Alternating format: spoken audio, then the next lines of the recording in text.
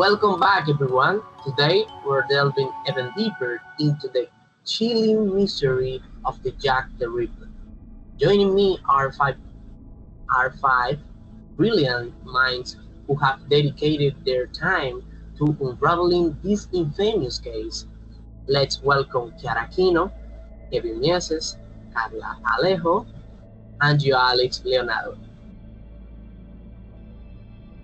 As a quick recap, Jack the Ripper terrorized London's Whitechapel district in the late 1880s, brutally murdering several women. The identity of the killer has remained a mystery for over a century, sparking countless theories and speculations. Today, we'll be exploring some of the most intriguing theories and examining the evidence to express the degree of certainty surrounding his theories. And now, for the first theory, please welcome Kiara.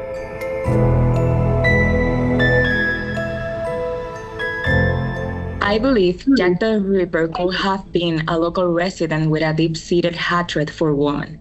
The fact that the murders were confined to a small area suggests that the killer was familiar with the neighborhood. However, the level of skill and the precision in the killings might also indicate someone with medical training. That's a fascinating point, Kiara. Carla Alejo, as a medical professional, what are your thoughts on the medical knowledge required for such precise mutilations? Hi everyone! I'm almost certain that the Reaper must have had some medical knowledge. The precision of the mutilation suggests a familiarity with human anatomy.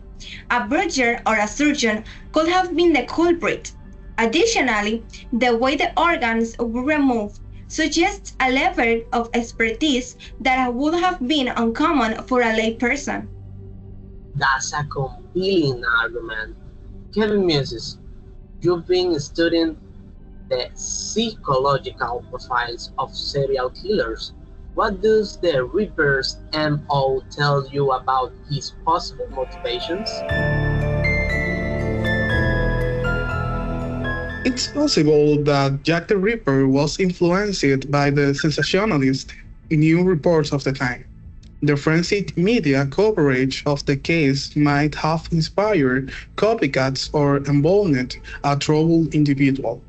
However, the consistent modus operandi across the murder suggests a more calculated and methodical killer. So, given the evidence, how certain can we be about any of these theories? Gioalix Leonardo, you you've been researching the historical context of the time. How do you think the social and political climate might have contributed to the crimes? I believe the Reaper had to have been someone of a higher social class. The victims were prostitutes, and the killer had been someone who looked down on them.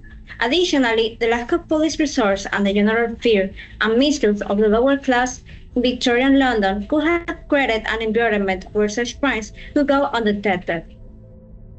That's a sovereign thought. Jhors Ozuna, you've mentioned the possibility of multiple killers. Can you elaborate on that?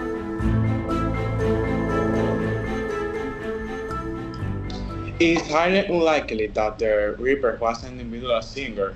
There may have been the multiple people involved, or the prince could have been committed by someone with a split personality. The varying levels of the brutality in the murder suggest that there may have been more than one perpetrator. As we've seen, the mystery of the Jack the Ripper is far from solved.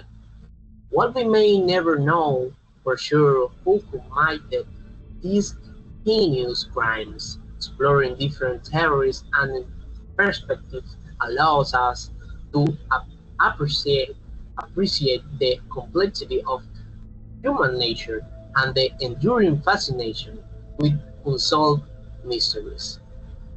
And Thank you all for joining us today. Until next time, keep speculating.